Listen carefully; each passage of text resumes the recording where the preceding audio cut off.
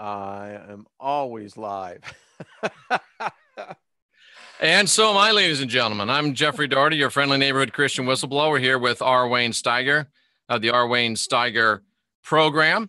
Nice to have you here with us for the midweek report. Sorry, we're a couple minutes late. I have to confess, I was over watching John Hogue and Heidi Vandenberg. So nice to be here. It's always good to have a interesting discussion, a discussion that's never boring, and a discussion that you never know what's going to come up. And there's nothing really that's off limits other than rudeness. Anything else you could think of that's off limits, Wayne?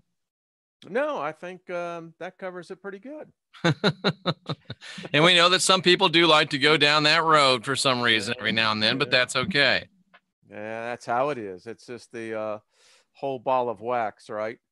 You know, Hogue was saying something over on Heidi's channel, which was, I just had to laugh because it's my life. He says, it's the weirdest thing. You get one email that says a wonderful email, how loving, wonderful, fantastic you are. And then the one right after that talks about what a horrible, terrible, you should just kill yourself kind of a person you are. And then it's another good one. And then there's another bad one. I usually get maybe 3 or 4 out of 10 that are bad. So for some reason, I'm a little better percentage than Mr. Hogue, but still, it's weird.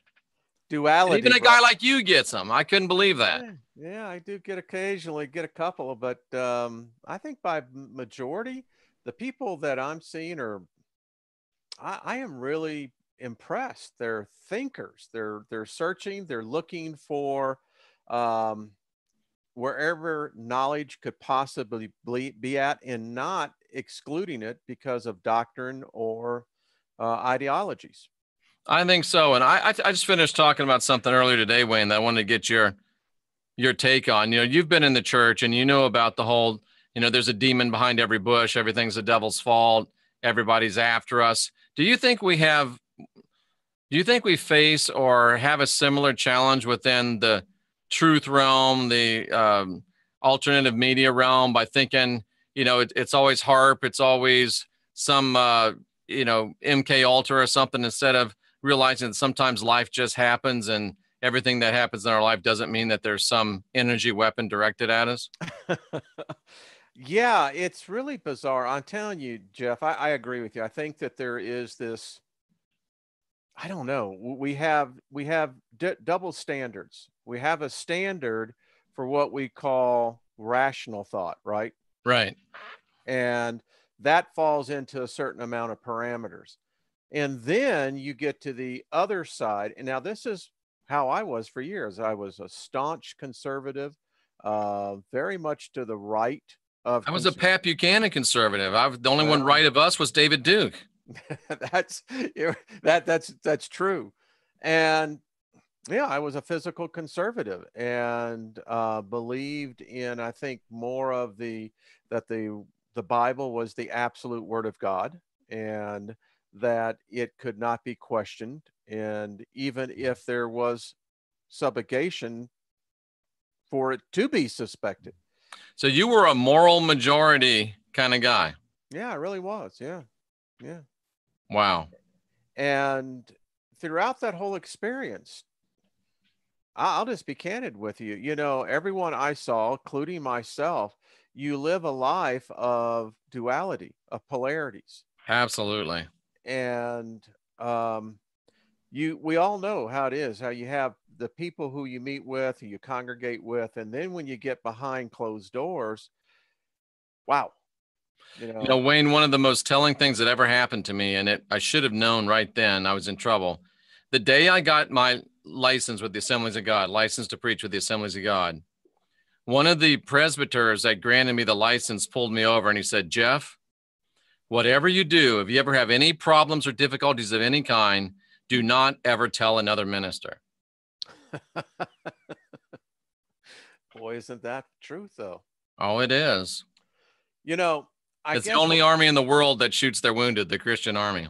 They do. They you know, it's so bizarre because what most people don't realize is that organized religion is just that. It is organized. If you take the angelic kingdom, that it is very regimented with rank, order, and title. And we duplicate the very same thing particularly in our religious corporations. I agree. Yeah. And I can remember when I was developing this mobile payment app for churches. This was back in 2010. Now mobile apps didn't exist back then. A lot of people don't realize it, but Wi-Fi has really only been around in the current state that it is since about 2006.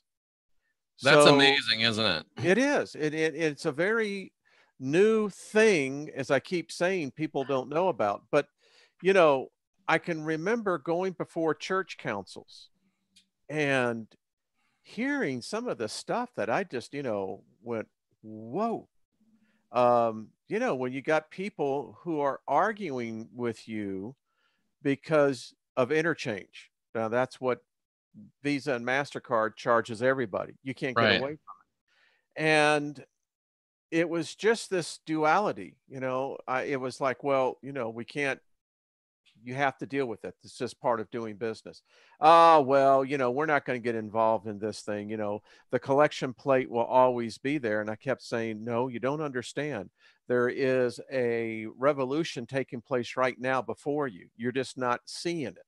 Right. And, as I'm sitting here, you and I are talking, isn't it odd how you have futurists and visionaries who try to tell people, hey, this is what's happening. This is where we're going. And many times people just ignore it. And sure enough, it comes to pass.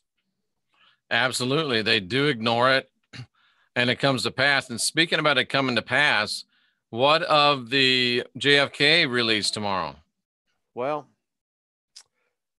I thought that's going to be interesting. I think that what really got me was this whole thing now with Hillary Clinton and, that the fact that, for the last year, everyone's been Twitter pated about, Trump is, rotten, did the thing, the Russians influenced the election, yada, yada, yada. Now we're finding out that that story actually originated with Hillary Clinton and she paid for it. Right. So we live in what I'm trying to say here. Our reality every day is turning upside down. So what are we going to find out tomorrow? I don't know. I mean, are they really going to tell us that, this was a conspiracy within that, as Julius Caesar said, my betrayers surround me? Is that what we're going to find out? Are we going to find out that Kennedy truly was assassinated or sacrificed? I don't know. It's probably going to be disappointing what we do find out. Always is.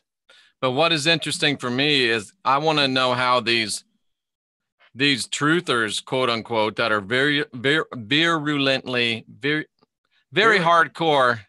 What's that word? Virulent? Yes. Against Trump. Yep.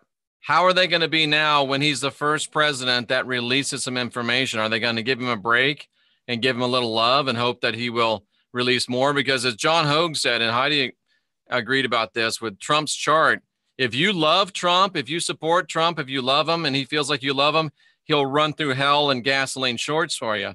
But if you hate him, you're dead to him. So you'd get a lot. This is a classic case if you get a lot more flies with honey with Donald Trump than you do with vinegar. I hope that some of the people in the alternate media community will start laying out maybe a bit of honey instead of the vinegar that most of them or a lot of them put out. Yeah, it's sad when what we have now, I was talking with my wife before we came on here. The news here in Denver, particularly with the NBC affiliate, is so slighted that it doesn't even resemble news. And I told her I was going to bring this up, and I'm glad you brought it up, is that what we're seeing today, ladies and gentlemen, and this is the truth, we're seeing censorship of news already. Yep. When you completely paint the opposition without any opportunity for the facts to be shown, that is censorship.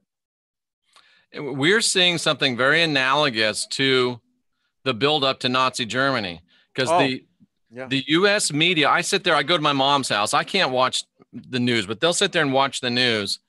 And it is like a half-hour DNC commercial. It's a half-hour Democratic National Committee commercial edited by Maxine Waters and Nancy Pelosi and produced by Bernie Sanders. It's not, they don't even pretend to be balanced. And I happen to like Trump, but even if I were a Democrat, I'd say, wait a minute, this isn't news. This is propaganda.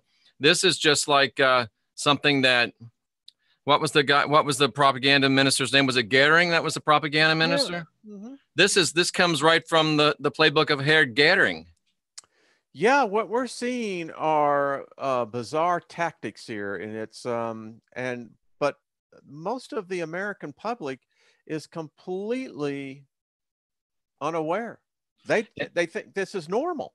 And is the horrible event at the Harvest Festival and some of these other things like the burning of the Reichstag and Kristallnacht?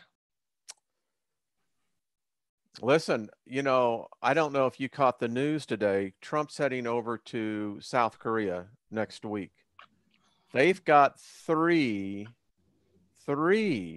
aircraft carrier groups over there in this right now in the Incheon Sea. Is that I was telling someone earlier, I said, people don't understand. Do you know how many ships it takes to support one aircraft carrier? It's nearly 100 ships. You've got three over there. I counted it up. If you look at what they post as the ordnance on the aircraft carriers, we've got the equivalency of over 625 aircraft, Jeff. 625 aircrafts. These are all bombers, fighters. We've got an armada over there. And who knows how many nuclear weapons are over there, and nuclear tipped weapons. Well, each submarine, each carrier has 3 submarines, Nautilus class, I believe, which are all nuked. I mean, they basically run what they call the tip of the spear. Right. And now and no one, you're not hearing about this anywhere. And I'm going, come on. I mean, this is getting about as crowded as it can get on the 405 at 5 o'clock. In Southern California, ladies and gentlemen, Southern California traffic reference. Now, do you think it's just posturing on Trump's part, like, you better come around or I got all this right here? Or do you really think he's locked and loaded? We are locked and loaded, brother. Mm. Let's just be, listen, I'm a positive guy. I meditate. I try to be. But you can't be a fool either. And, what we are looking at now is an unprecedented buildup of military assets that I have not seen in my lifetime. I cannot recall another time where I've seen 3 carrier groups in the same region. It's unprecedented. I don't think we had 3 carrier groups in the Persian Gulf before the Persian Gulf War. They were in rotation. There was a 3-part of that particular, I forget what they fall under, India. It's something over there on the Indian Sea that they had 3 carrier groups attached to that area, but they rotated them through. I've never seen where you have 3 literally stationed offshore. I mean, what are you doing with that? I don't know. It's really a sad situation, because if we, Trump, he's not a guy that is given to half measures. So, I mean, he very likely may completely mean that they're going to wipe North Korea off the map. I'll put it this way. Think of the loss of life, of human life, if that occurs. All right, let me give you a counter to that thought. You sacrifice 10 million lives, you save 7 billion. Right. I understand that. I mean, Empath is at hockey practice. I wish I could still play hockey. But something's leading up to something. I have a program where I can watch all the maritime traffic in real time, and started last week. the whole area around North Korea is quarantined. Interesting. No ships So at it's all. virtually blockaded then. It is literally. You can see it, and unless they, all these ships have GPS transponders, unless they've disabled them, and then of course they're going to Right. not show up. But yeah, it's clearly, you can see it's a blockade. So Amazing. something's going down. Would they launch while Trump was in South Korea? I don't think they'll do it while he's there, but listen, once he gets into what they call safe space, who knows? But think about it though. If you're Donald Trump and he's always talking about surprise and not letting the enemy know what you're doing, when's the best time to launch an attack? Right when you think that he's not going to do it. Right when he's in South Korea. That would be, I hope it doesn't happen. I hate to think that it would happen. Well, I hate to I think think that it would happen. But on the other hand, if what we hear is true, and if that crazy little dude with the terrible haircut really has nuclear weaponry capable of reaching Japan, China, the United States, I mean, if he really has it and he's as unstable as we think he is and as remote viewers have said he is, it's that scenario you talk about. You've got to act to save the 7 billion. So you know what the surprise that Obama left Trump was, right? And now that's coming out, was that in October, our satellites picked up a new submarine that was shown in Daejeon, whatever the capital is of North Korea. Pyongyang. Yes, and this was a 240-foot submarine. Now, the center mast, they measured, because they could see the shadow of it, measured 32 feet. That is exactly the amount of space that they would need to launch their ICBM. Yeah. When the United States found out about this, because it just showed up, it tells you how good our intelligence is. And that submarine is now, they don't know where it is. Did they know it was a North Korean submarine? Oh yeah, I mean it was clearly North Korean. Okay. And it wasn't Chinese. There wasn't a Chinese friendly in harbor. No, it was, well, I don't know who manufactured the North Koreans either manufactured or got it from somewhere, but right.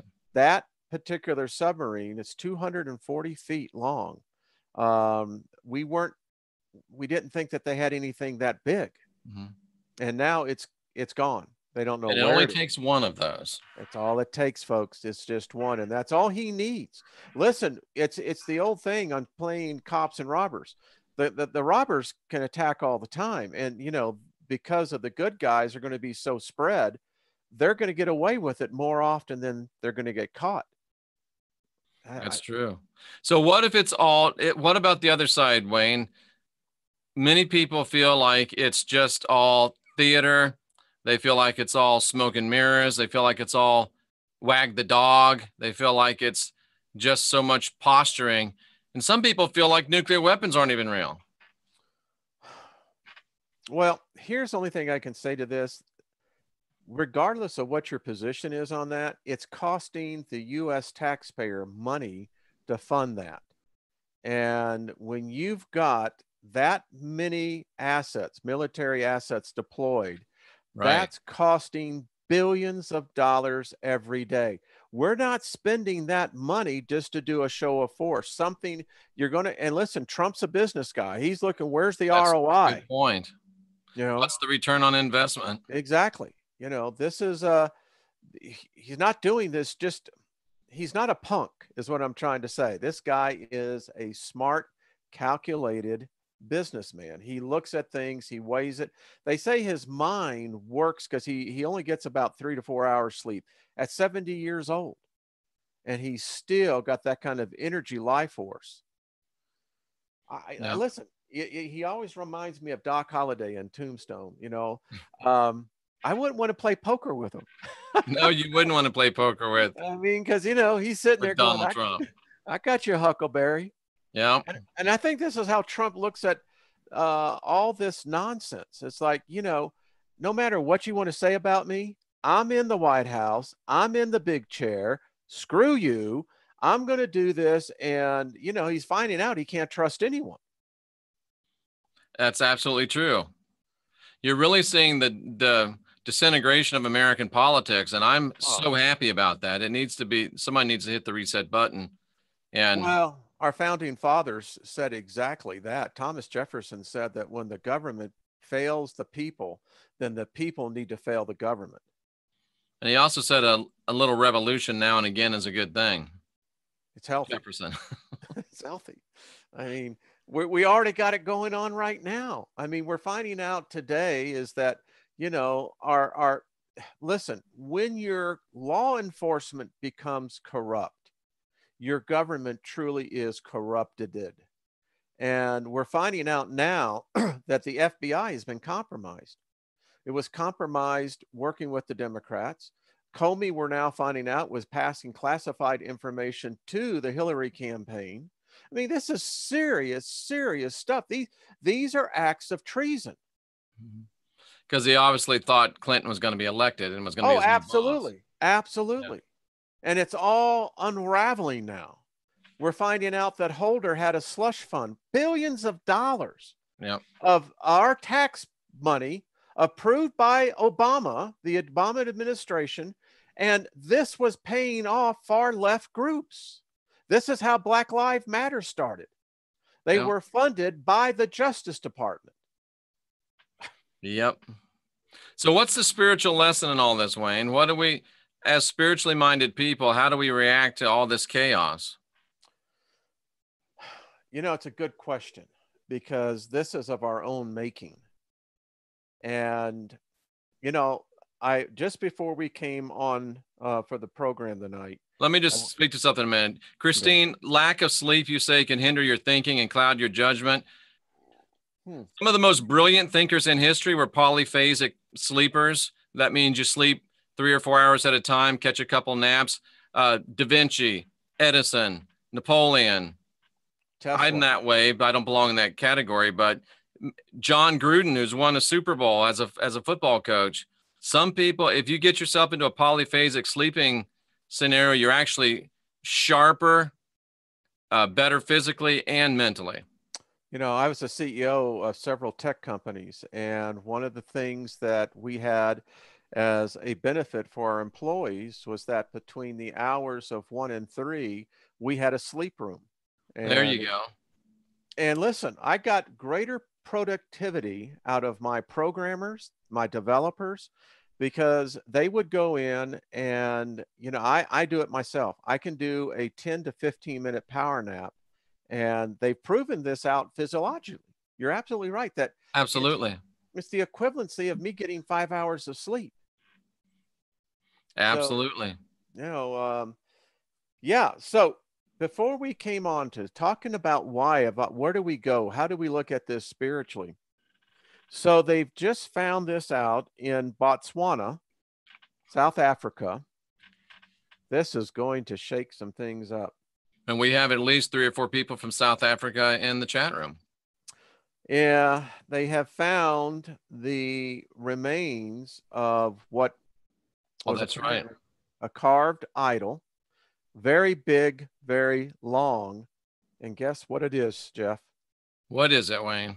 It's a serpent. It's a serpent. 70,000 years old is what they're estimating this to be. I'll tell you what I'm convinced of. I'm convinced. I did a program this week called Are We the Hybrids?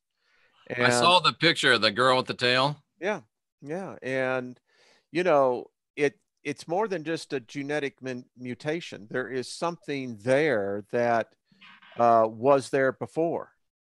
And if you get down to thinking about this, I think our whole perception of what we think God is, the beginning, the creation, is all been a fabricated story that has so turned the tables that if we were presented with the truth, we would reject it. What truth do you speak of? I think the truth is that however the Homo sapien And you can go us all the way back to Homo erectus, dating back nearly 1 million or so years ago. It appears that we are not the dominant species that we really think we are. People got this crazy idea that this was created out of the creation story. Here's the picture that I was talking about that you asked for of Yeah, Wayne. there We it are the is. hybrids. Yeah. Oh, this is on our Wayne Steiger YouTube channel. Just go over there and click the picture and watch the show. You'll enjoy it. Be prepared to be, it just lays it out. Listen, I am convinced that whether it was Lilith, whoever it was, I don't think that people think it's Enki, Enlil. I don't even think that's correct. I think that what we have to begin to deal with is that if you go with even the Sumerian tablets, and I'm not so sure that they are as been interpreted correctly, but it's clear that there is reptilian serpent species that has been here all along. I did this thing on that very subject, that when you look at seraphim, what is a seraphim? It's a reptile. Giant reptile is what it means.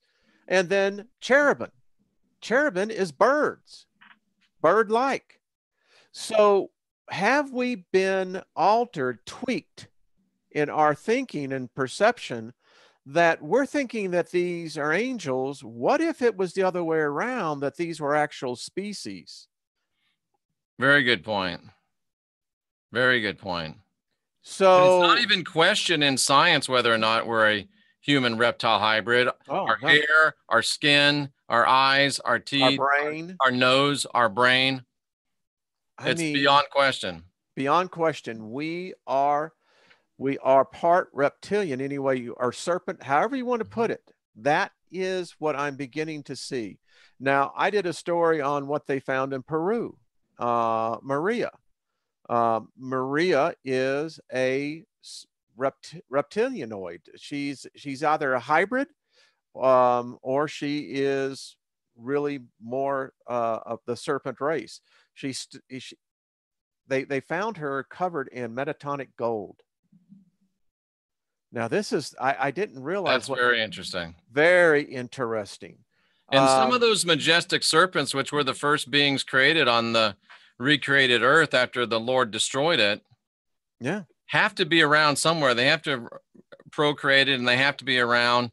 And they can shapeshift. As funny as we want that to be, they can shapeshift, but they're still around somewhere. Some of them, I'm convinced.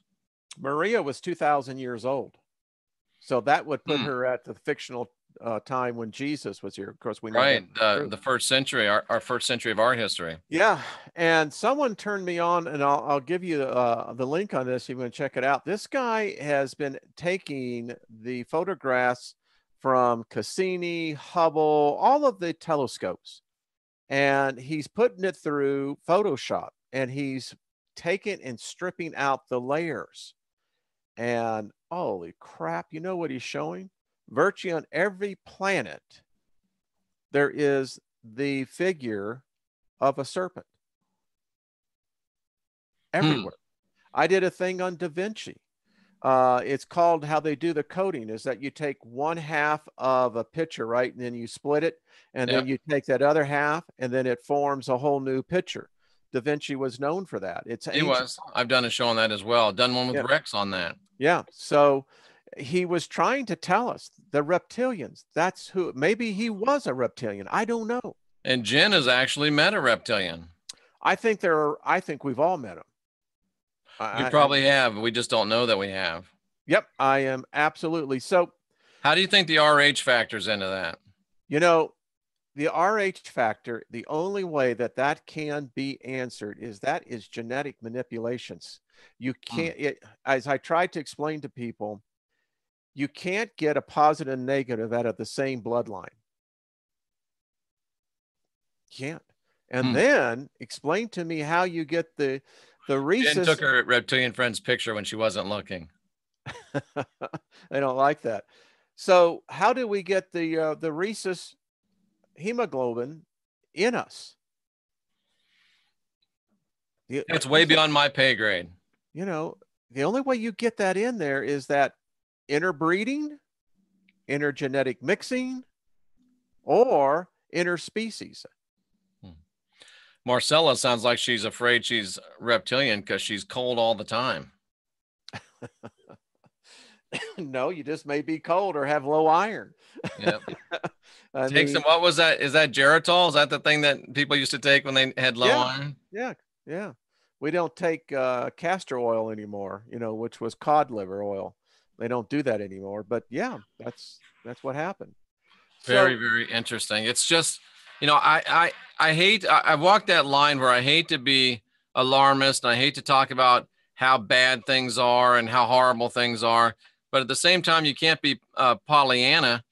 You have to face it. But I think, to me, I take it to be very encouraging. I see it as the dominant paradigms out of control, in panic, because we're winning. Well, then I don't want to rain on your parade, because I did a video today talking about, are we already all infected? I heard somebody told me about that. Yeah, I think that the evidence is overwhelming. That, and I did a thing on smart dust, and showed what smart dust is, showed exactly how it looks, how it works.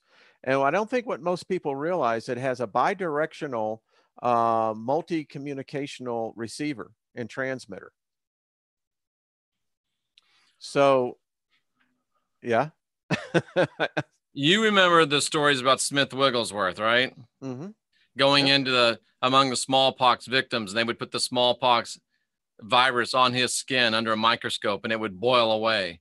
Oh yeah, that was I know who you're talking about. Yes, John. I'll think of his name. Was that John Edwards? No. I thought it was Smith Wigglesworth. No, it wasn't Smith Wigglesworth. It was oh man, I have his book right over my shelf over there. Yeah, but I know what you're talking about. It wasn't William Branham did that too as well. William Branham with leprosy, not leprosy, but another dread disease. Yeah, so this was the plague. It was the plague. Yeah, you could be very, very right. And yet that optimist in me says, I'm like Jim Carrey. If it happened once, you're telling me there's a chance. Yeah, there might be a chance. Listen, I think that there's good evidence that, the nanotechnology has been around since 1996. It was funded by DARPA. DARPA is really the kind of the venture capital arm of the Pentagon. And it was actually developed. Defense Authorization Resource Procurement Act? Yeah, that's DARPA. Makes sense. Actually, we actually made a presentation to him back in 2003. But anyway, so it was developed out at the University of California, Berkeley, and began to be in mainstream manufacturing within the next 2 years. Every smart device today has smart dust on it. It's everywhere. And how you can do the dispersal of this through an aerosol, it's very easily. And it now looks like, I have one slide I can show you how the military uses it. How they actually saturate the area with the smart dust, the nanoparticles. You have a soldier that's on the field. He's wearing probably most likely electrostatic underwear, that when these particular particles, because they're programmable, so when they saturate the area, the enemy is saturated, so is his equipment.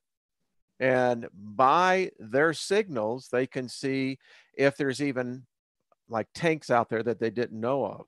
All this can be done with the soldier, and it's amazing. Yeah. Well, I hope that you'll allow me to remain to believe that we still can have divine protection from such things. I hope you're right. Energetic protection from such things. I hope you're right. I mean, when I do 12D shields and I do banishing rituals and I do energetic work, I really believe what I'm doing is efficacious. No, and I think there isn't part of that that's the unseen, and I agree with you. I'm just looking at with the science. I didn't realize that once this stuff gets in our brain, it begins to attach to the synaptic pathways, and it begins to actually adhere to it. That it's just bizarre. I mean, once it gets into your synaptic pathways, it begins to adhere to it, and now it can actually send and receive on Wi-Fi. Interesting. It is very interesting, and are there certain areas that are getting that? Me either, K1, that are getting that more than others? Let me show you the new thing that, we've been talking about, G5, and that's the same thing as 5G, right? Mm-hmm. Yeah, 5G. Give me 1 second here, and I'll show you. So can you see that? I can see it. Okay. So this was the presentation. It's tiny wireless micro electromechanical sensors. They're called MEMS, and they detect everything from light to vibrations. Isn't that amazing? And instead of nodes, they got notes. And this is a drop of oil with billions of these nano particles. Interesting. You can see how it was developed in 1996, and they started putting them into devices back then. This is how they work. Very simple in the technology. Ambient sensors, and look at this, wireless transmitters. They have their own independent CPUs and their own independent power source. Guess where they get their power source from us? And that's how they look. So they transmit their information wirelessly. Yes, they do. And you can see how small those little boogers are. This is how they're made. I mean, when you're starting to do this on grains of silicon, and so this is an artist's rendition of what's happening to our brains right now. It's everywhere. One of the interesting things I found, Jeff, was here's what's happening to us. People today are exchanging the normal brain for a virtual brain. And they do this by being plugged in. Or is our brain virtual already, Wayne? That's a good point, my friend. Excellent point.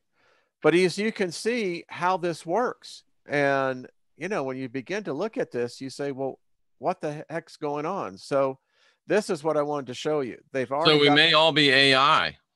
Exactly.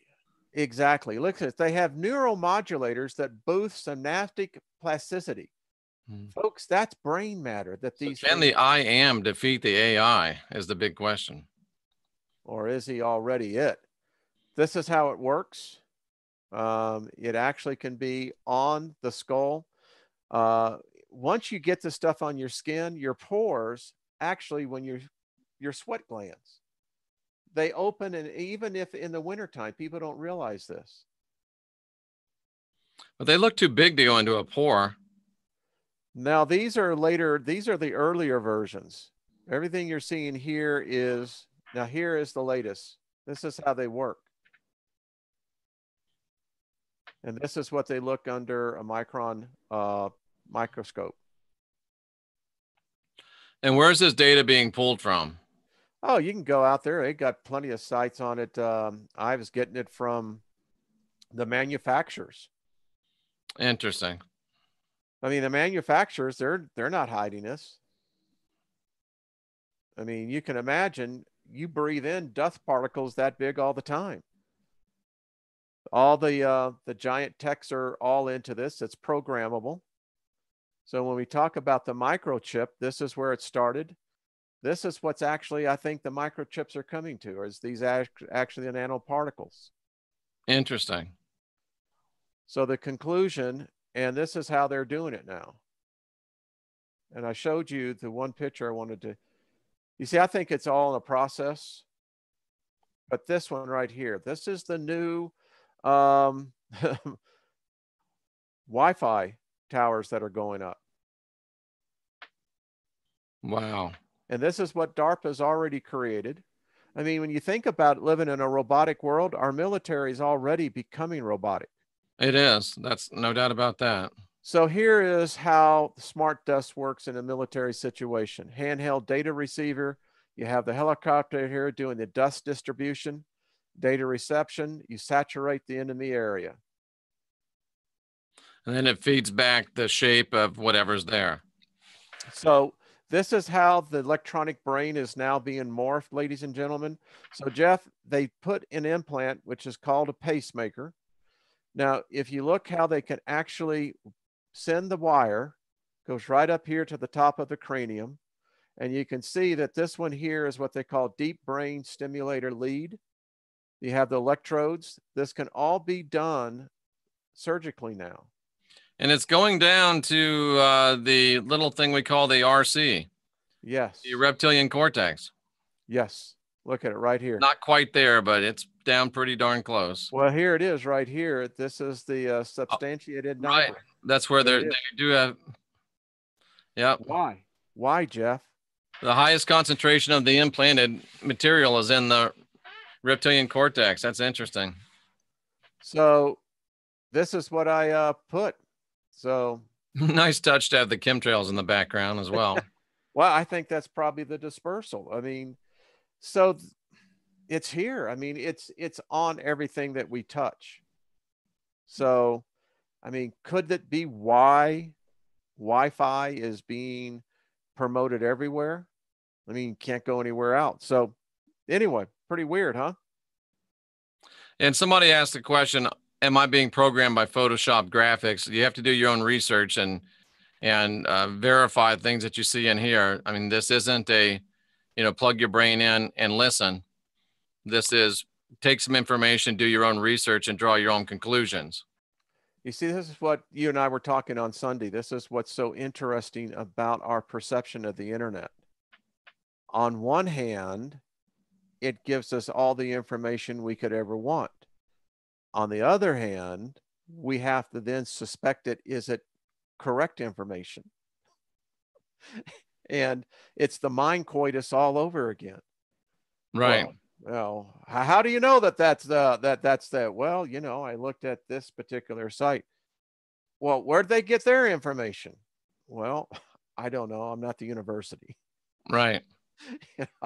No, but a lot of that material is just directly from DARPA, and it's very well known. I mean, well, there's nothing wrong with looking at information and getting back to the most sources we can. And there's nothing wrong with the research and objectivity, but no, it's like, don't throw the baby out with the bathwater, and, don't bring, well, you have to be balanced in your approach, I think.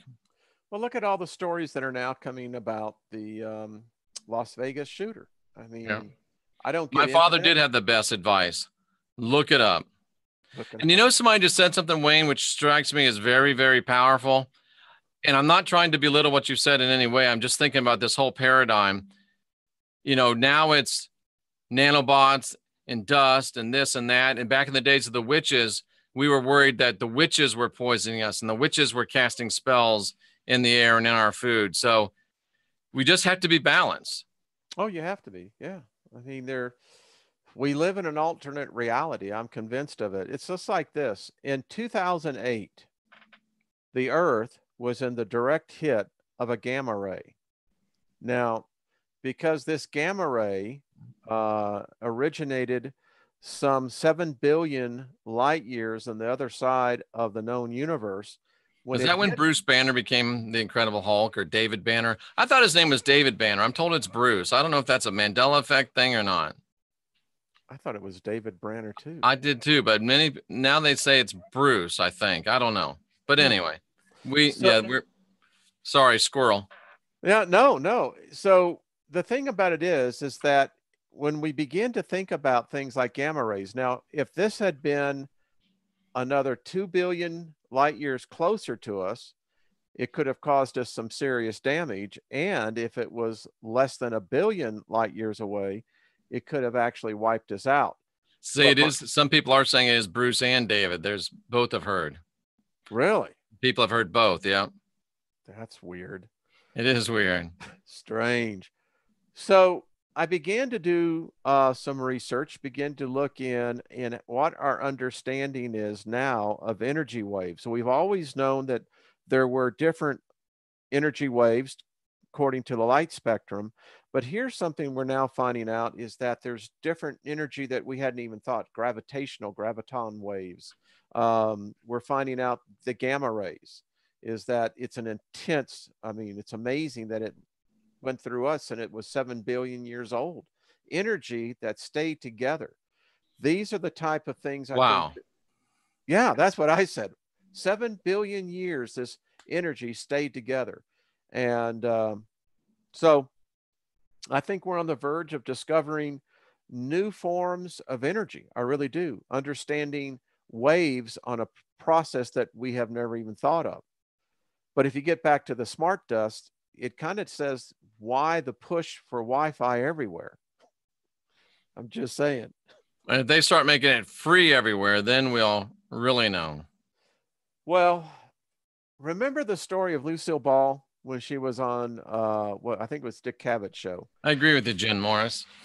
And Lucy was talking about how her feelings, that her teeth, back in the days, they used to use mercury and other type of fillings.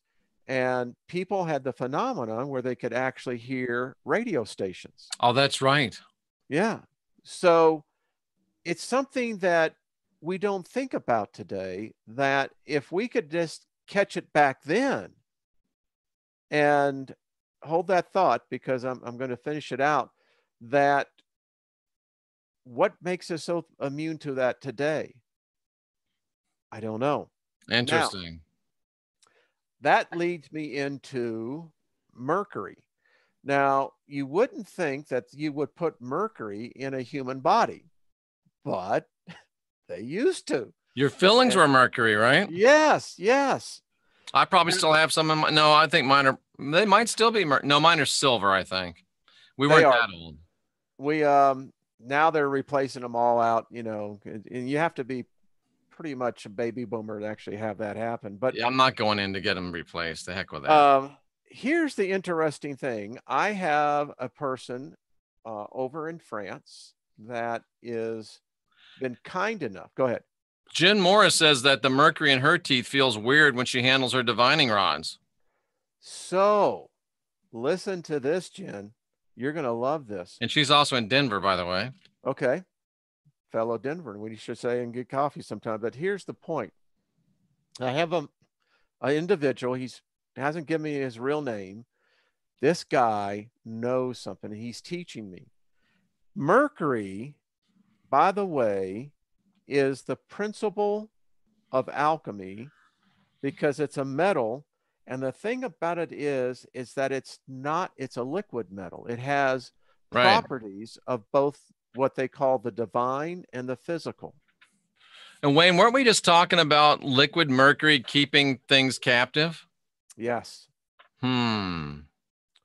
So I just find it really odd that when you begin to understand the genesis of how alchemy works and where mercury plays such a fundamental role in the uniqueness of it as an element, it's quite fascinating. And he goes into a very deep explanation. Wow, that is deep stuff. It really is. It really is. And so think about this. So if you have mercury in you, you actually have alchemy taking place, because the alchemy of the mercury, of its power, of its special properties, is intermixing with the properties of us.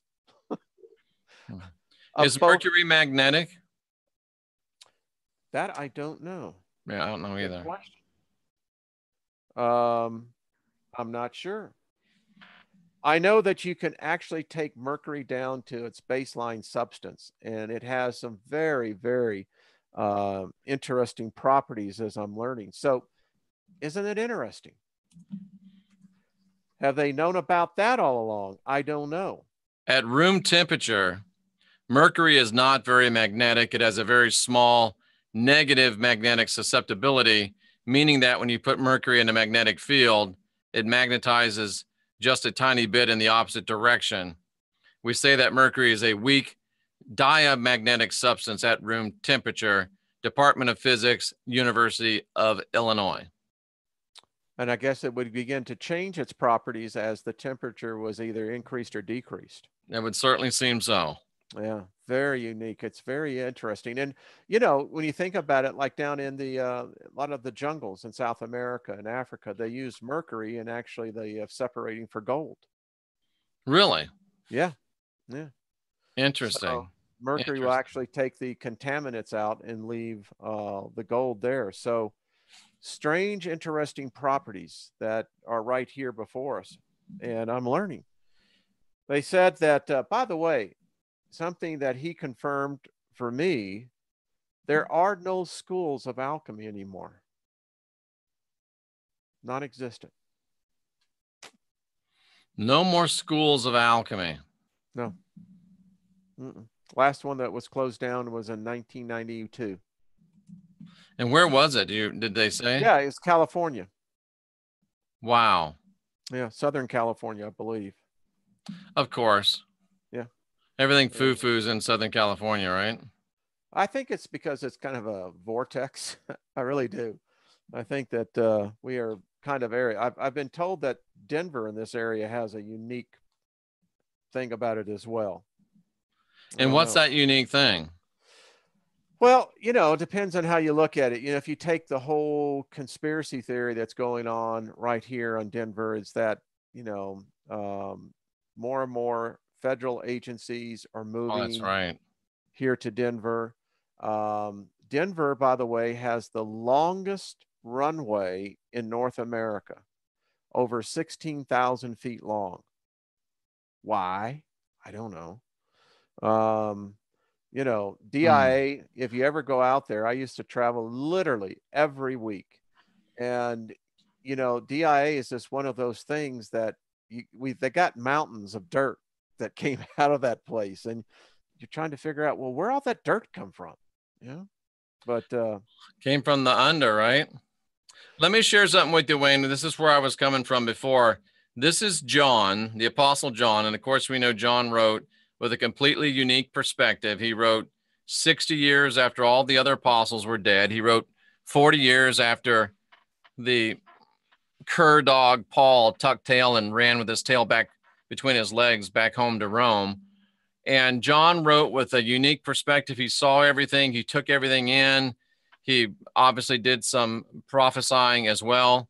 And one of the very last things he wrote in 1 John chapter 4 was, he said, "You are of the Elohim, little children, and have overcome them, because greater are they that are in you than greater are they that are in you than anything that is in the world."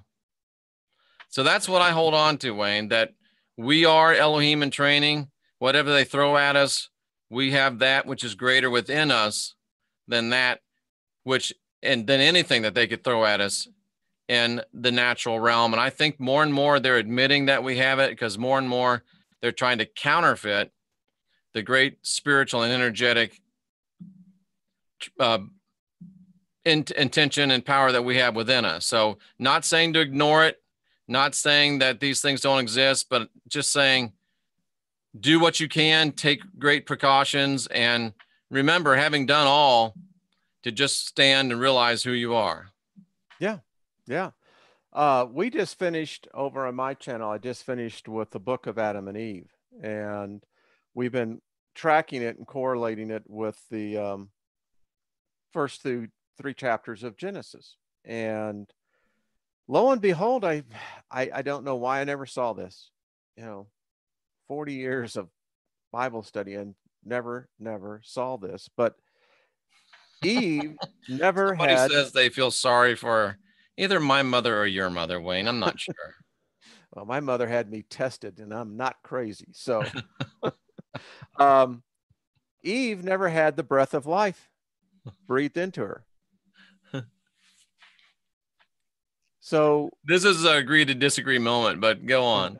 Well, we covered it in Genesis, and it clearly says that when God put Adam to sleep and he took from his side, and it translates rib, whatever you want to say it says he sewed it back up with flesh, and then he made woman. Never said anything that he breathed anything into her. He said he returned her back to Adam. And that's directly, it's Genesis, go right there, you can see it yourself. Genesis, I think it's 2:11. Genesis chapter 2, right? Yeah, look it for yourself. The woman never had the breath of God in her. The same thing that the 6-day people never had the breath of God breathed into them. The only one creature that did was the Adam. Well, what I look at is chapter 7. And if we look at our Genesis chapter 2, verse 7 in the original Hebrew, and the Lord God formed a mud hut body out of the dust of the ground. And when a spirit entered into its nostrils, it had the breath of life and became a living soul. I contend, and I wrote a book, Serpents and Doves in the Garden of the Gods, that breaks this down into the minutia of the language, that the Lord created bodies out of the dust of the ground. Remember, man was already created in Genesis 1, 26, 27, 28. We were already created a spiritual being. But the Lord created these bodies out of the dust of the ground, out of clay. And there's compelling evidence in that book from University of California that talks about natural clay has many of the same elements and properties needed to sustain life if you could just get an electrical force or something to jumpstart it. And he created these bodies out of the dust of the ground, verse 7. And if you get into the actual Hebrew of it, it says, and when a breath, or when a spirit, same word, pneuma, when a spirit went into this body, it became a living soul. I maintain that Adam and Eve, of course, it wasn't really Adam and Eve. It's just the placeholders for a story, that when the Elohim in training spiritual beings were conned into those bodies formed out of the dust of the ground, that's when those bodies became living souls. That's my read on it. And I have perfect respect for your read as well. Yeah, all I can, I look at what, and, I showed you before the Bethel thing that right. It never says. I thought for a minute there, Wayne, you were going to say, if it's good enough for Paul and Silas, it's good enough for me. No. You remember that? I remember people actually telling me the King James, if it was good enough for Paul and Silas, it's good enough for me. And I remember telling them, you realize Paul and Silas didn't have the King James version, right? Oh, no, yes, they did. Okay. They didn't even have anything. They were writing it. They didn't have anything. But people believe that. Oh, yeah, yeah. And you'd be surprised. The Apocrypha on the story of Adam and Eve was that was brought out, is the fact that Eve never had the breath of God breathed into her. And, my position is that if you follow the narrative, we're talking two different creations, two different set of circumstances. But then I thought, isn't it odd? The first two, male and female, never sinned. They didn't sin. Said that they didn't do anything wrong. Blessed them out. Says that he let them go. All right. So if they never sinned, then what happened to them? That we get, and I talked about this in chapter 2. And then he actually forms as Adam, and then he places him in this place called paradise. And then here, I want to give you a take on this. I was meditating on this the other night. Ladies and gentlemen, this is why we have these programs. Not everything is agreed upon, and that's okay. We discuss, we learn. Yeah, we learn. So I'm taking a position that I never saw Adam before as. I think Adam was pissed off. Listen, when he was created as a god. In the Apocrypha, it says that Michael took him up before all the angels and they were forced to worship him. It says that God called him Yahweh Adam. Well, I agree that they were Elohim when they were created. And I maintain that we still are. We just don't know it. We just don't know it. So I'm taking the position that Adam was pissed. He was a god. He was complete. He didn't need any interference until they decided it wasn't good that he be alone. He wasn't complaining. You never see anything where he's complaining about being alone. And then he gets strapped with this creature, and that's what he called her, a creature. Mm-hmm. And it was a millstone to his neck ever since then.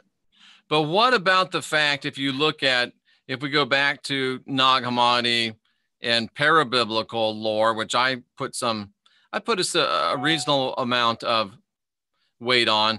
What if we go back to what looks like Lilith being incarnated by Sophia, her in effect being the first Christ? Well, what if the whole thing is that the true God is a serpent God? And what you have here now, I think that's what and with all due respect, I'm not casting stones at all. I think that's exactly what the fallen reptilian Yahweh wants us to believe. Because in the Elohim, he was a part, and there was at least one of them that was a serpent God. But I don't believe that the ultimate divine is a serpent God. But I believe the God of this world is a serpent God, without a doubt. Well, yeah, the reigning heavyweight champion, God of this world, guy in charge, he's a serpent. He's a reptile as big as anything you saw in Jurassic Park. Yeah, I mean, if what they're finding now, and I think we're going to find more. And Wayne, what if vampires serve him? What if vampires serve him? Which one? The serpent God? Yeah, because vampires have reptilian qualities as well. And what if they came from Mars, the red blood planet? Listen, I'm trying to figure out, why did the Elohim need serpent angels around them? Why did they? The only thing that I can think of is, and I was talked about this it's funny, George Norrie asked me the same question. And in the scriptures, there's 7 places other than Earth that are mentioned, 7 celestial destinations other than Earth mentioned in the Old Testament. And tradition has it also that there's 7 Elohim. And one of those places was the Draco system, which of course is the renowned home of the reptiles. So was there one Elohim representative from each of those 7 worlds? One of them was reptilian, and it was maybe it was a United Federation of Planets mission here on Earth. I mean, when you get to the reality and you get to what the original texts are saying, it almost brings up more questions than answers, and they are fascinating to discover and to discuss, but only when you can do it in this type of a situation. You can't get into a flat Earth, you're right, I'm wrong, mutually exclusive thing. You got to talk and learn and build and discuss. That's the only way you ever really learn anything. Yeah, I kind of look at this on a metaphor as that we're cutting a path here, and neither one of us know what is the good plan or the bad plan. We touch it and the damn thing stings us. Yeah. Hey, that one's bad. Davey says he's been chased by werewolves. And Davey seems to be a pretty level-headed individual. Well, I mean, it's just like this. Does Bigfoot exist? Does Yeti exist? I mean, I have got some pictures that was sent to me.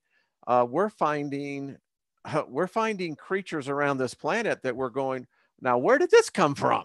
And there's so much that we don't understand, that there's so much of this world that has never been researched and never been searched out. There's oceans, there's many places in this world that still have yet to been subjected to true exhaustive research. Absolutely. I mean, there's places on the, like you said, the oceans that our satellites don't hit. I mean, I haven't been out there. Yeah. I mean, and you just got to wonder, I mean, all the billions going to research space, why didn't we really research this thing that we're on a little bit more exhaustively before we started spending billions to go into space? Of course, now you're assuming that we went to space. Right. Right. Yeah, it's listen, all I know is this, is that when you see these new billionaires, these billionaire tycoons like Elon Musk and Jeff Bezos, that are spending billions of their dollars and billions of investors' dollars in now the privatization of space travel itself, you can't simply come back and say, oh no, we were never up there. That's going to be interesting to watch when that starts becoming active.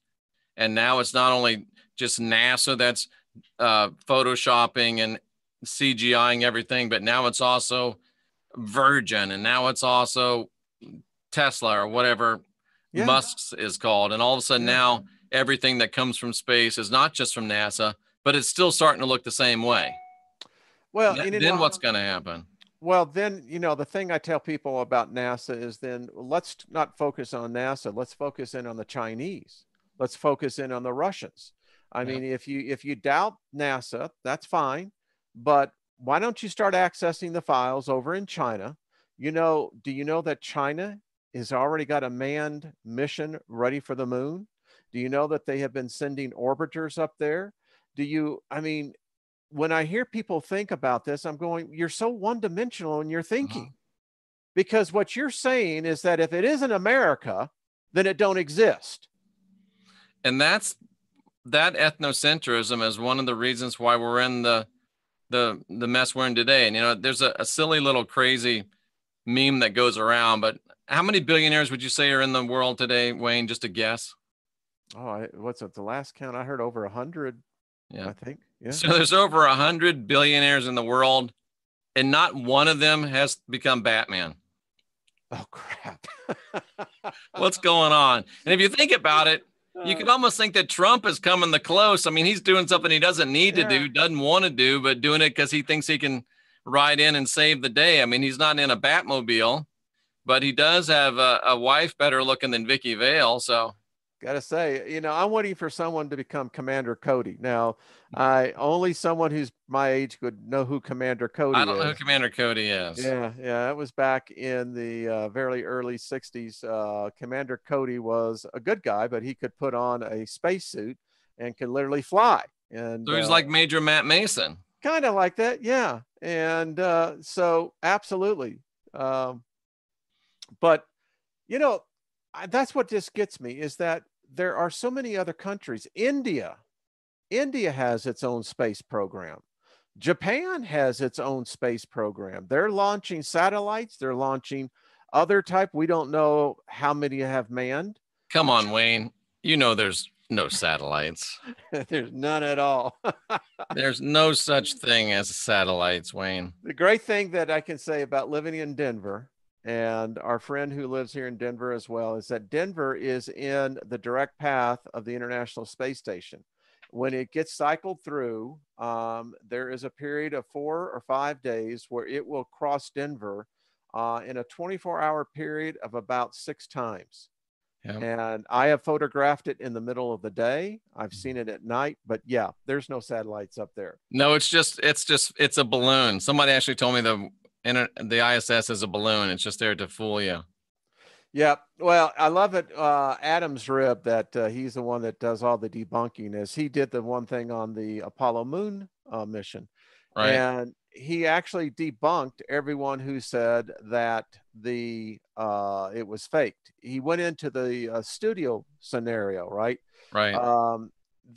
As every director that looked at it, they could never have duplicated the way the sun is. Now, here's why people say that they see 2 different shadows. They don't understand what flat light is from the sun. I don't either. Exactly. That's why I don't get into this. So I only have one question. Where in the world is Space Ghost? Well, he's out there with the Star Trek guys. Listen, I happen to believe absolutely 100% that we have craft that I've said to you before, that are far more advanced. I heard you talking about the TR-3Bs. Yeah. Now they actually got the TR-36s. And these are the latest generation. They're using. So you think those triangle craft are ours? Yes, I do too. I agree with that. I'm not an expert, but that resonates with me. Yeah, they're ours. I think we got fleets of them. Yeah. There's been enough soldiers coming back from Iraq and Afghanistan that have testified to the fact they've seen them. They use weapons that will put a hurting on you. But yeah. And I often said this. So why don't they fly one of those over North Korea and just take care of business and be done with it and write it off to a UFO? They just might.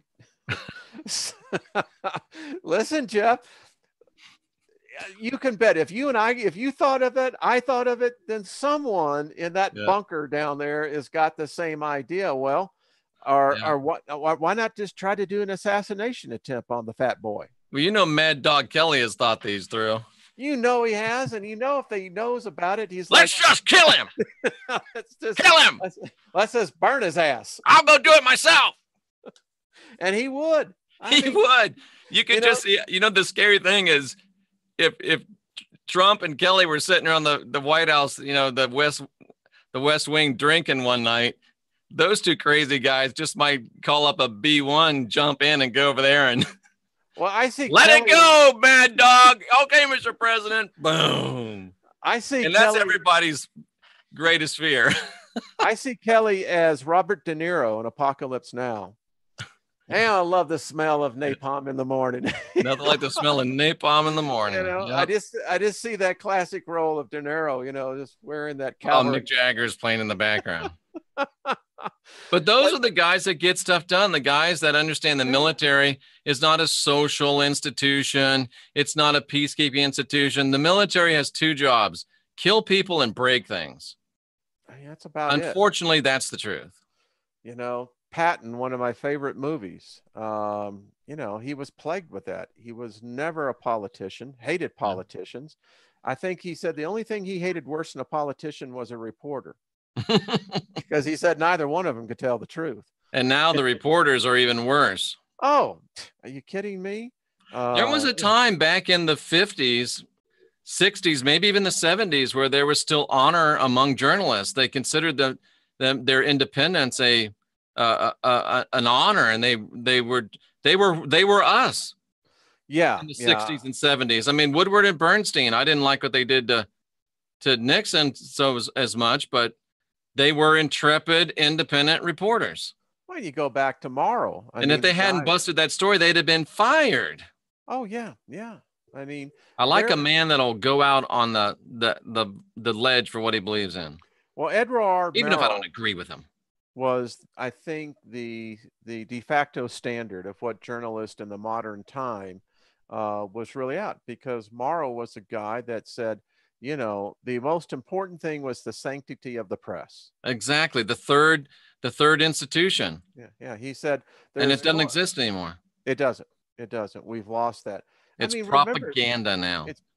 I remember Huntley and Brinkley. You know, now this is going way back when, but these were reporters. You know, the same. Absolutely. They're not Anderson. You know, they would actually go out into the war and go out on scene. Yeah. They're not Anderson Cooper standing in front of a green screen pretending he is somewhere. No, think about Walter Cronkite. You know, I remember when he was actually in there in the field, the rice paddies in Vietnam. You know, you don't see that anymore. You don't. It's too expensive. It is too expensive, and you know now it's. And besides, we're not trying to give real news anymore. We've got an agenda. We've got a propaganda. We've got a script that we're following. You know, when you think about, I come out of the broadcast industry, the video post-production industry, and you think about that 24 hours now. This is a vicious machine. And somebody just said that. Celestial Shamanka said 24-hour cable ruined the news industry. It did. It absolutely did, because you got to create something. You know, you got to be telling some news, so you got to come up with something. Get me some copy. Yeah. Not coffee, copy. Copy. And, you know, and they manufacture this crap. They really do, because after a while, how much can you talk about the same thing? You know, true story, Jeff, when I lived in Knoxville, Tennessee, I was asked to try out for one of the pitch people for a startup home shopping network. Oh, nice. And so when I went in to do the auditions, I quickly found out I can't talk about a watch for 15 minutes, because after a while I want to throw it at you. But listen, even if the band is made with rich Corinthian leather. Exactly. You know, I could only tell you the damn hands go around like this, figure it out. And it tells your time. Do you want one or not? Yeah. And if you don't like it, then don't buy it. Buy three and there's a discount. But I couldn't do it. And I look at the same thing when you got to talk an hour about news. Now, you and I do our show because it's fun. Yeah. I mean, we get to talk about fun stuff. and interesting stuff. I Oh yeah, learned I could stuff. do that job all day long, IOX. Yeah. Let me tell you what, it's hard. It's hard. It really is. And I couldn't do it. I just said, no, no, thank you. I sold almost $5 million in timeshare in 2004 or something. So yeah, I could do that. Well, there's some people that just have a talent for it, and there's others that I just, no way, Yeah. but go So what are you figure. trying to say, Gary Baxter? What exactly are you trying to say? But yeah, I mean, it's sad, but the thing that's even more sad is my mother was a school teacher for 25 years. She's got a PhD. Her husband has a PhD, and they sit there and watch CNN like it is the word of the Almighty coming down from on high, and they believe every word of it because they're from that generation. People in that generation, the news told the truth. You could depend upon the news, but the problem is they still think you can. And these are not stupid people we're talking about. No, no. It shows the insidiousness of this creature. I contend, my friend, that all of us are. You think they've been dusted, don't you, Wayne? I mean, could you imagine? Smart, dusted. Dust. They've been. Listen, I can understand a person watching the Weather Channel 24/7. I could get that. But yeah, I can remember a time where, boy, I mean, I used to have 3 different news stations on at the same time. I did too, back in the day. Yeah. Especially during election season. Yeah. It just got to be so much insanity. And I look back and I think someone asked me, if you had an opportunity to talk to Generation Z. Now, Generation Z are the ones that are coming up through high school now. You mean Generation Zombie? That's about what they are. Yes, that's what they're called, Generation Z. What would you tell them? And I would tell them anything. You can't. I mean, they're not going to listen. But if I was to say something, I'd say, forget all this crap. Get out there, learn how to farm, learn how to grow things out of the ground, and focus there. Jen Morris says, dusted can't be trusted. I remember sitting in a room with Pat Buchanan and 4 TV screens in front of us monitoring everything. And these are 4 different networks. All of a sudden, Pat's on every one of them. We just look at each other and start cracking up. Oh, it's such a crazy world. It is a crazy world, man. And I say this, Jeff, we live in a world of illusion. We really do. We do. An illusion wrapped in an enigma. Yeah. Submerged in a riddle.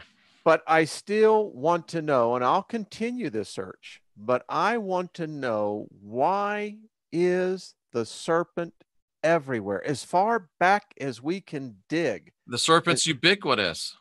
There is something we're not picking up here. I mean, I think it's Yahweh, bro. He's just trying to get his dominance into every single, has laid a plan. And he's got backup plans for his backup plans for his backup plans. And believe it or not, the blue avians was one of his backup plans. I believe that. We blew it open. Do you know the blue freaking avians are all through the scriptures? Are they? I couldn't believe it myself, Wayne, but I started searching. I did a show on blue avians just as a joke. And all of a sudden I'm studying and reading everywhere I see birds and blue birds and feathers and wings, and like, this guy really has thought of everything, and it scares me what he's thought of that we haven't found yet. Well, someone told me when we finished the book of Adam, I'm going to start reading the Apocalypse of Adam. But someone said, well, what if Lillian was reptilian? And what, in fact, that Lilith, that I say nay, but but what if that was in the original gene that came from the serpent race that was then genetically altered in whatever manner it was done? What is reticular activation? That's a good word. Somebody said C.C. Williams, Mr. Big Word. Reticular activation. I'm not sure what that is. Can you define that? Yeah, well, I'm sure you'll come back in with that. Are our thoughts our own? Our thoughts are our own if we are in the cockpit and we have the stick in our hands. Well, Aviation analogy, but no, if you're just drifting along, then no, your thoughts probably aren't your own. that's just it. When I showed that slide, the virtual mind, that's what's happening. Yeah. We've got generations of humans that are actually exchanging their cognitive mind for a virtual mind. And people will line up to do that willingly is the scary thing. And they do that. I find it odd that, how our military now recruits? They recruit through a deal through what is it, 3 or 4? Oh, through one of the PlayStations? Yeah. And so what happens with Microsoft and PlayStations, they're sending this data over to NSA where they now know, because this is the next generation of warriors. So if you're the top killer on, I'm trying to remember one of the war games. Anyway, I can't remember. Halo. I know Halo. Okay. But there's one that's something about that's something about war, but Call of Duty. Warcraft? Call of Duty. Call of Duty. Yeah. So if you're the top scorer on Call of Duty, you're probably going to get a call from the Marine recruiter or something. That's how they recruit. Interesting. So because I still can't believe you told me these guys are sitting there in adult diapers so they can continue to game. Yeah. It's particularly really bad over in Japan. And it just kind of goes with what's happening to the Japanese culture. They have a 0 birth rate now, folks. In fact, the most alarming statistic that I read here recently was that the active age of breeding, mating, between the ages of their early 20s into the late 30s, they're not having sex. They're not having sex, or they're not having unprotected sex? Oh, no, they're not having sex. But guess what? You know what the #1 product is over there now? What? Robotic brothels. Sex dolls. Yep. So that gives you a whole new meaning on sex dolls. You can't get a sex doll pregnant. So let's let these guys screw themselves to extinction. And now they actually have franchises. You can actually buy robotic brothels, and they'll be coming to Nevada real soon. And the thing about it is, you see, this is where it's so weird, folks, is that because it's when you find people's sexual preferences that you really find out what the cores are about. Right. And apparently, from what these manufacturers are saying, there's some pretty tripped out people out there, and they're just not one of them. There's apparently millions of them. Wow. So Gary what are we Baxter doing? says the new sperm banks. Hey, listen. They could extract the sperm from those dolls, I'm sure. If they had to. Who knows? The problem is somebody's got to clean them up, right? When I look at the advent of a truly artificial intelligence as to where it is right now, I keep on saying that, the Matrix is probably more real than what we realize, is that there's the all-seeing eye. This is what's looking in on us. I swear, Jeff, it's just, it gets too weird after a while, because, I'm like you. I like to think that we're ascending, that we're all reaching that place to where we're going to make that decision. But then you look at, as I told you, the internet is a reflection of the consciousness of humanity. There's a great, I used to, even back when I was preaching, I used to talk about 2 rivers running parallel to each other, but in opposite directions. Yeah. And that's what's happening here. And maybe it's a creek of ascension and a river of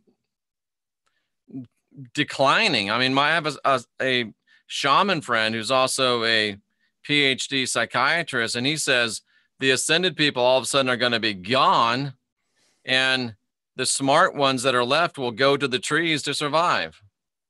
Ooh, that's good. Yeah. I think that there's good evidence that shows that someone has reset the clock here before. You sound like Unicus now, Wayne. Well, I think the evidence is showing that, we know for a fact, John Hancock's book called The Magician of the Gods was showing that we know that Graham Hancock's book. Graham Hancock, excuse me, thank you. John Hancock signed the Declaration of Independence and sells really? a lot of insurance. Yeah, he does. He's more than that. I get the big building there in Chicago. But the fact that in Göbekli Tepe, that we know that it was hit by a comet, we know there was a civilization prior to it. They wrote, they in the stone. But what do ancient astronaut theorists postulate? They postulate. I'm going to do the one of Giorgio. What's his name? Giorgio Tsoukalos. Yes, there you go. Thank you. Listen, I think that there's good foundation. I say that we don't know. I got Robert Seffer's book over there. I was looking at it again. The Species with Amnesia. We have amnesia. We do. Well, there's no doubt about that. You know, and it we'll continue down this path. We Gary will. says, I've been married 3 times. My luck, my sex robot would always have a headache. Oh, it's going to happen. I'm telling you. Well, what was the movie I just saw? Blade Runner. It had like a virtual girl. And it was funny. The guy that was a robot had a virtual girl. So, wow. It's coming. It's coming. And listen, I showed you in that one slide how already with DARPA, what they're doing, they already can put the implants. Listen, I think we're only 2, maybe 3 generations away in technology for the transference of the human consciousness into a biosynthetic apparatus. Well, Cryptic Thinker, I know I'm a dreamer, but I'm holding out that faint, fleeting hope that one of these days it's possible that I might actually have sex again with another person. Well, there's still hope. There's still hope. There's still light at the end of the tunnel. So, hey, Jeff. A quickly fading light, but it's still there. It's still there. So the thing about it here today, I just want to let you know, 85 degrees and we had 7% humidity. It wasn't even 70 degrees here today, and I was laying on the beach, and it was actually a little nippy. Ah, well. But the sun was nice. It was absolutely hot. You couldn't stand it. It was, again, the sun up here, I swear it's a hot sucker. Cryptic Thinker says there's a reason why women get headaches. Because it's not worth it. Boring sex. Boring sex. Oh, well, my. Well, it's been about an hour and a half. It's probably time to wind it down on that note. Well, and then Jen Fisher jumps in and agrees. Catherine says, write it down. All the ladies are in agreement. Hey, what do you got to say? You got to go with the flow. That's what I say. Please do not start a GoFundMe sex bot for Jeff. Hey, they'll actually program it to your particular wants and, likes. So go figure that. Jen wants to take it to the next level. She wants a sex bot that cooks and cleans. Yeah. I always say there comes a point in time where, you're really going to have to figure out that the sex is fine. But after there comes a point in time, it's like, well, what do you do now?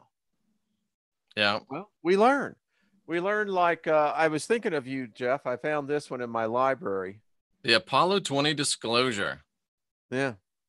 Moon, a joint, what does it say? Moon, a joint U.S. and Soviet space mission on the dark side. Oh, wow. Have you read that? You can see I'm about a quarter of the way through it already. So any good? Yeah. So here's the deal. Check this out. You can start, good friend, Secure Team, Tyler over there, Secure Team 10. He's a good friend of yours? No, I just like his stuff. He's a good researcher. Because you hear some people say he's a total hoaxer, and then you hear some people say, yeah, he's really good. Hey, listen, he's got 1 million people subscribing to him. So it's just the same thing that John Hogue was saying. The one email says you're the best thing ever. Next email says you're the worst thing ever. I came out of the Christian faith, until I realized there were over 3,000 denominations, all the same God. Yeah. But anyway, the point is on this is that we don't know. We just don't know. I mean, we don't know.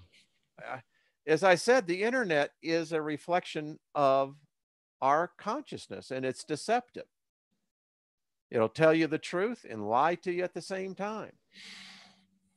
Isn't it the truth? And that's just on YouTube. Yeah, it's just here.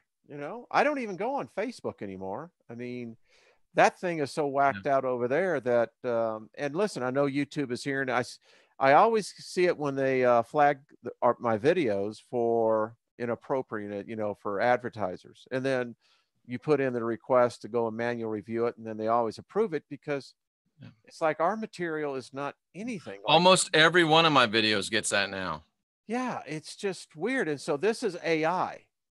This is allowing a machine to make decisions that humans no longer do it. So when it gets manually reviewed, do you think that's an AI as well? Well, unless YouTube is, I mean, how many videos are posted every day? That's true. They can't have people doing that. I mean, the overhead cost for your human capital on that, screw way that. Too much. Yeah, that's why I invested a couple of $1 million in the software, because I can get rid of the human head count. Exactly. That's what it is. It really is. I read this article. You were saying something about, the robots. Have they been here for a very long time? There's a lot of foundation to that. Aliens are robots. The thing about the grays they found in Peru was that there were two separate species. One that they knew was organic. The other one was a partial organic and partial mechanical, which means a different type of technology that we're rapidly getting towards, a synthetic intelligence that is both organic and synthetic. So like a Borg. Yeah, like a Borg. Or like a Terminator. I think, listen, I love Star Trek and Star Trek The Next Generation. I actually met all the actors. But the Borg episode was one of the best well-written episodes on that. It was just well done. How those writers came up with what would a collective hive look like? How would it be incorporated? And how would that take on? And that was probably one of the best written science fiction episodes ever. Yeah, it was great. It was brilliant. It really was brilliant. And I love the fact that, Picard became Locutus. Yeah. And, yeah.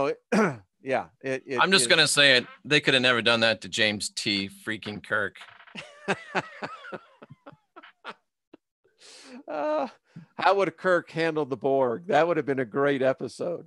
There's a little trailer somewhere on YouTube about that, but yeah, that would have been. There's actually, Shatner wrote a bunch of Star Trek books, and there's 4 or 5 books about Kirk and the Borg after like that Star Trek Generations movie. I'm going to have to check that out. They're very, very good. Very, very good. I don't know if Shatner really wrote them, but his name's on them. Well, Generations, when they did the first movie with Picard. And that was a good movie. That was great. And what we failed to see on that was that when Kirk got trapped in the time ribbon. The Nexus. So I swear, it sometimes makes you think, we're in the Nexus. Are we in the Nexus? Wow, that's a great thought, Wayne Steiger. So let's close it out on that one. Are we living in the Nexus? A world, what would it be? An artificial reality within reality? Yeah. Natural, created naturally, folks. That was the interesting thing about the movie, was that it was not manufactured. It was done naturally. Right. Yeah. Wow. That's very, very interesting.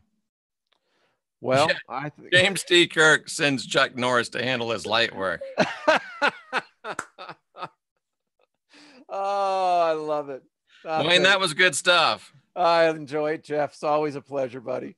Thanks to everybody in the chat room. We appreciate you being here. We appreciate your attention. I'm going to say goodbye to Wayne. I'll come back and hang out a little bit afterwards. And ladies and gentlemen, stay fearless, my friends. For Wayne Steiger, I'm Jeffrey Daugherty, and we're saying thank you for being here. And we'll see you Sunday for Not Your Normal Sunday program. Bye-bye, folks.